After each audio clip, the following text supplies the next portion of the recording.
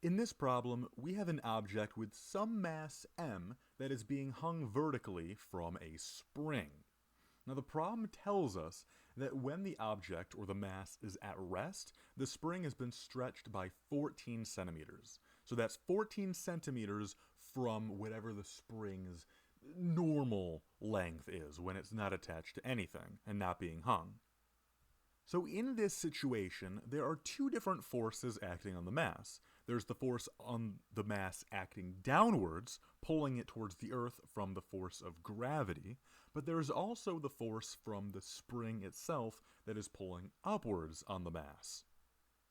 So at any given point in time, the net force in the vertical direction acting on the mass is going to be equal to the sum of those two different forces, the upward spring force and the downward gravitational force.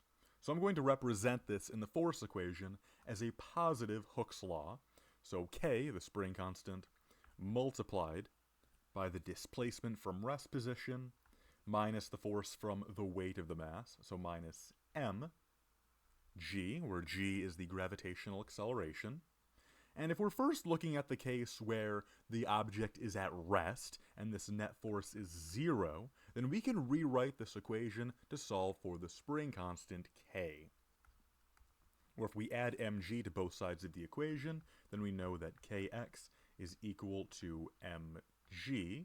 And if we divide both sides of the equation by x, then we know that the spring constant is equal to mg divided by x. Anyways, the problem is actually asking us to find the period of oscillation. So recall that the formula for a spring, the period of oscillation for a spring, is equal to 2 pi multiplied by the square root of the mass divided by the spring constant. Of course, the whole issue with using this equation before is the fact that we don't know m and we don't know k. But since we just found another formula for k, then both the k and the m will disappear. So let's plug in k into our period equation. So that's 2 pi multiplied by the square root of m divided by, now we're dividing by mg over x. And now we can see pretty clearly that these m's are going to cancel out, and the k has just disappeared. So what we're left with now is equal to 2 pi multiplied by the square root of x divided by g. And we were given x. We're told that the rest position is at 14 centimeters. So this is equal to 2 pi multiplied by the square root of 14 centimeters, so that's 0.14 meters, divided by the gravitational acceleration of 9.8 meters per second squared. If we put that into a calculator, then we get a period of about 0.75 seconds. And that is it for this problem.